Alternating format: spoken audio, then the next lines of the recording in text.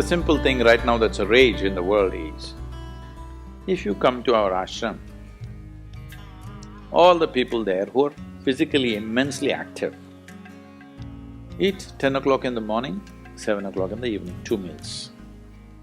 How many doctors have been telling me that they will die of malnourishment, this will happen, that will happen, you must do this, you must do that. I eat only 1 meal a day most of the days. One big meal I eat and that's it.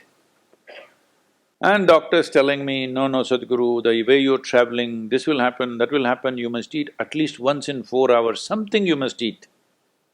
I said, leave me alone, I'm doing fine.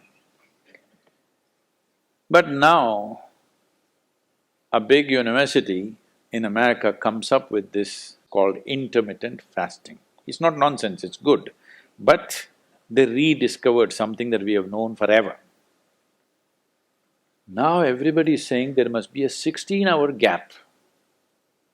Then all your ailments will go away. What the hell were we saying all these thousands of years? The simple thing is, there are many aspects to this, psychological, physiological. But now cancer is on the rise in the world. A cancerous cell is like a criminal in the society, all of us have in our bodies. Only if they become… their concentration becomes more than what they should be, or they gang up and locate themselves in one place, they become like organized crime. There are pickpockets in Kochi, I'm sure. Hello? There are small-time criminals, individually operating in twos and threes.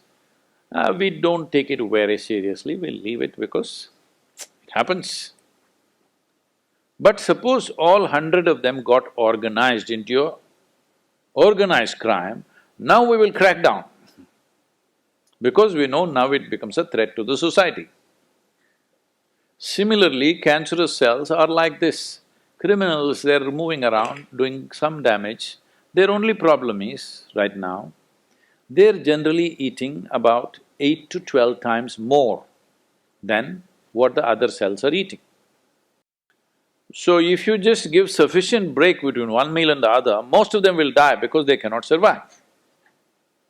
This is something we've been talking forever, but now they've discovered it with $1 billion research.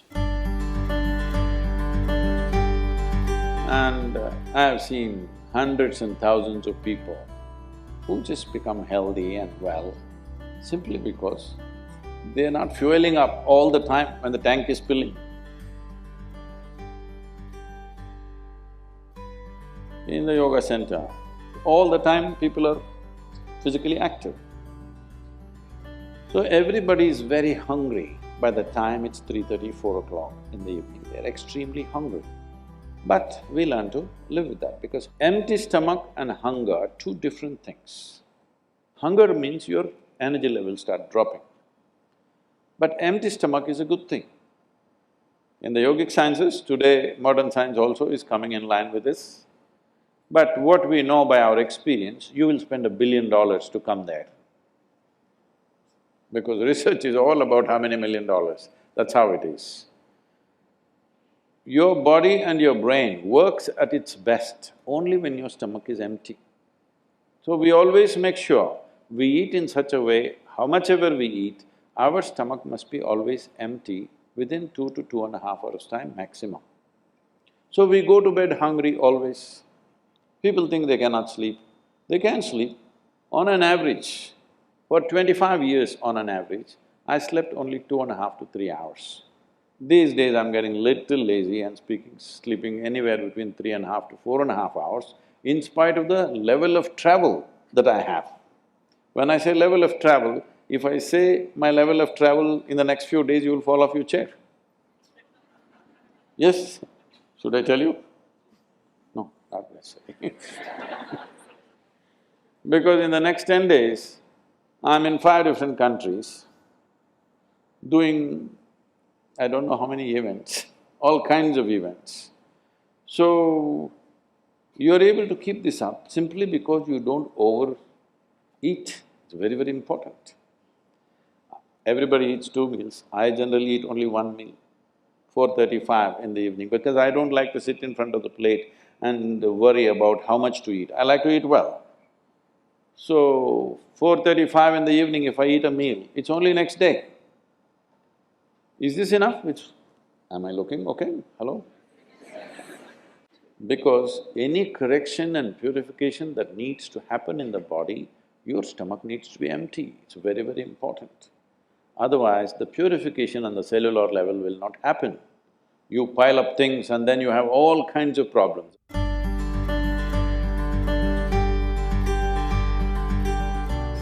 If food is not good enough to be touched, I don't know how it's good enough to be eaten. So we should not have listened to our mothers and we should eat with our fingers because touching our food helps us stay in contact with it. The cleanliness of your hands is entirely in your hands. The cleanliness of the fork is not entirely in your hands. This is true. And nobody else but you have used these hands. So, there is an assurance as to how clean or not clean it is right now. The fork, you do not know who's used it, how they've used it, for what they used it. And all they have to do is wipe it with a tissue and give it to you and it looks pretty clean. Above all, you don't feel the food. The first thing that's been taught to us is, if food appears in front of you, to hold your hands upon the food for a few moments, just to feel how the food is. If something appears on my plate, if I just feel this, I know what to eat and what not to eat, what I should not eat. I don't taste it and then reject it, I just don't eat. Because my hands are the first level, not tasting in the sense the tongue tastes, but knowing the food. First thing is knowing the food. You want to know a person, you guys go and shake their hands. I'm usually avoiding that, but That's a good strategy. But the food that's going to become a part of you, first thing is your hands. Even if you physically don't touch it, just being conscious and being there, it clearly tells you how the food will behave within you. Whether this particular food on this particular day, should it go into you or not, because every day your body is not the same thing. Every day, every moment it's different. If you feel the food, you just know whether this food has to go into you on this day or not. If that much awareness is brought in, we don't have to go on telling people what they should eat. Every meal they must decide what they should eat in that meal. There is no one prescription that this is what you should eat for your life. That will feel too claustrophobic, that only this I can eat. Your selection of food and consumption of food also must happen consciously. More than what you eat, how you eat it is also equally important. When I say how you eat it, these are all live substances. Every one of them had a life of their own, whether it's a plant, animal, vegetable, every one of them had a life of their own. Now in some way, you're making food out of it, you must consume it with utmost gratitude. If you approach it with a certain sense of gratitude and reverence towards the food that you eat, when I say reverence, it may feel like too much for you, but I'm asking you, let's say we put you in a room and you had nothing to eat for 5 days. If God appears in front of you, what will you ask for? Food? So that's how important it is. You must understand the food on your plate is not just a substance, it is not a material, it is not a commodity, it is life. It is the life-making material for you. So you must treat it as such.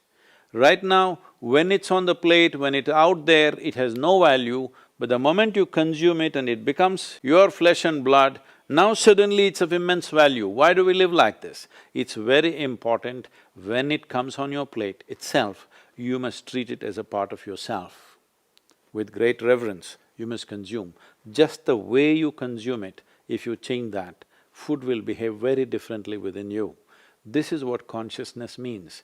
If people say your consciousness has no impact on your life, only chemical structures have impact, I'm very sorry for them because that's not how life works. Human consciousness has a deep and profound impact on everything that we touch, especially the food that we are making another life as a part of ourselves. When we're doing such an act, it's very, very important we treat it with utmost gratitude and reverence. I want to tell you, there is no such thing as good habit and bad habit. Habit means you are functioning unconsciously.